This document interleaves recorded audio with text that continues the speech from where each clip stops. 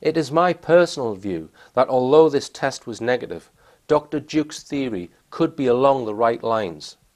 That something is being grown inside the animal or something is being sampled by the agency responsible for the attacks. In the United States, researcher Chuck Zukowski, who has investigated several cases of cattle mutilation, has tested the animal's jaw strip with a tri-field meter and found residual electromagnetic field in the animal's jaw, suggesting that an electromagnetic device, perhaps a tracking device, had been placed inside the jaw and removed when the jaw flesh had been stripped away. Although it was now approximately 36 hours after the attack, I tested the horse to see if I could pick up any electromagnetic effects in the jaw. Everyone's mobile phone off. Right, so I've got the EMF meter on radio microwave setting. So I'm just going to put it near the animal's jaw.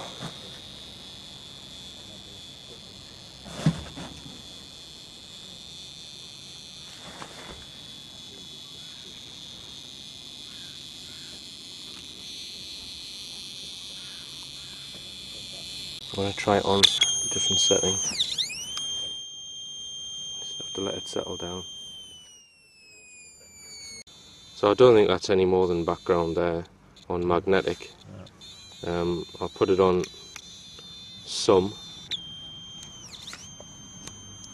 But like I say, you have to give it time to settle down.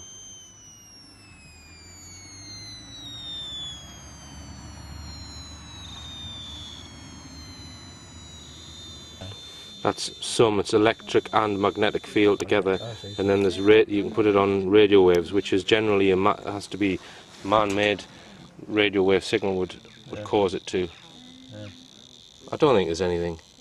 No. Yeah, I've got a smog meter. That's the. Yeah, it's staying on the first light. There's nothing being given off. This device is picking up at least anyway. Mm. Hello. Hello.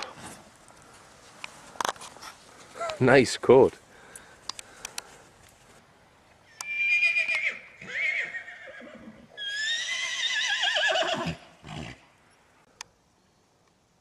We also tested a horse which had been in the same field on the night of the attack. Perhaps other animals have been fitted with similar devices. Overall, the testing was inconclusive. We've had a very successful trip. We've took some very interesting video footage, and hopefully there's a post-mortem going to be carried out, and we may well get visibility of that report.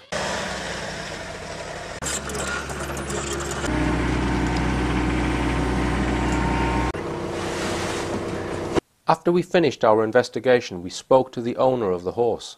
He seemed keen to get to the bottom of what had happened and was supportive of our efforts. After some negotiation, the police agreed to pay for a post-mortem, and the owner agreed to allow us to attend the post-mortem. In previous cases similar to this, post-mortems have revealed that internal organs are completely missing and are somehow removed through incision holes. Also, as mentioned earlier, on occasions the animal is found to have almost all of its blood removed. Flesh wounds are found to have been inflicted by something other than a blade. On occasion, the edges of flesh wounds are sealed, which some researchers think indicate the use of high heat during incision. We were particularly interested in these aspects and any other findings that might come to light during a post-mortem. We've just left the farm and we're following the vehicle which contains the mutilated horse, and it's heading off to London, where hopefully we're going to attend the post-mortem. We've got a letter from the owner of the animal saying that we have permission to attend the post-mortem. It's the National Veterinary College who's going to do it. We've just telephoned the Royal Veterinary College in Potters Bar, and they've told us that they'll all go home at 5 p.m, so they're not able to do the post-mortem today. They're going to do it tomorrow morning, and they've said that a preliminary report will be given to the vet, so hopefully we can liaise with the vet and get a copy of that report. It's just sad that we won't be there, and we're trusting them they'll give an honest and truthful report without it being sanitised in certain ways. Yeah. Information about internal organs that might be missing or not missing. Yeah. And they might have a clue cause of death, which is possibly unlikely, but you never know. I'm sure they'll furnish us with a copy of the report via the vet. We were confident, due to the cooperation of the animal owner, that we would be given visibility of the post-mortem report to include in this TV programme. We have so far not been given a copy of the post-mortem report, despite several requests to the animal owner, who has also not seen the report. A comment by the police in a local news article alludes to the fact that the police have seen the post-mortem report and there were internal injuries. The article states that a post-mortem was carried out on Tuesday the 26th of October and that the injuries were mostly internal. After 3 weeks of waiting for the post-mortem report, events took a new twist. I was contacted by the Media Relations Department of Sussex Police about 6 photographs and a report I have written about the case on the richplanet.net website. They said that this information was jeopardizing their investigation as it was giving the public too much detail about the case. I countered their argument by stating that by giving out more information would be more likely to bring about more witnesses. I also stated that the police were making an assumption in this line of logic by believing that this had been carried out by human perpetrators. I also said that if the police really want to find the truth about this case and the thousands of other similar cases worldwide, they need to consider evidence from all of the cases, and that David Cayton and the Animal Pathology Field Unit would be prepared to help them find the real cause of these attacks. I did not give in to their request to modify my website. This case is just one of hundreds of similar cases uncovered by David Cayton's UK research group, the APFU. No perpetrator has ever been seen or caught in any known case. During our investigation of this case, everything seemed to fall perfectly into place. The weather was perfect, the injuries were typical, the cooperation from the landowner and horse owner were first class, and the access we were given to film was unhindered. I'd like to place just one cautionary caveat on this report.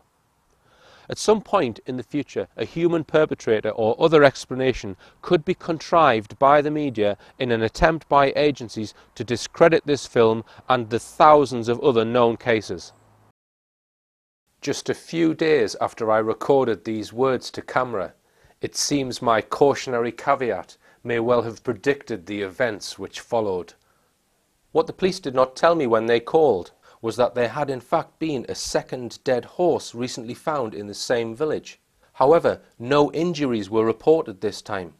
The local press read, "Fears of a serial horse killer have been raised after a second body was found. A 7-year-old Welsh cross thoroughbred was discovered dead in a field just after 12:30 p.m. yesterday. His owner also owned the 18-month-old Lagden cob who was stabbed and mutilated last month.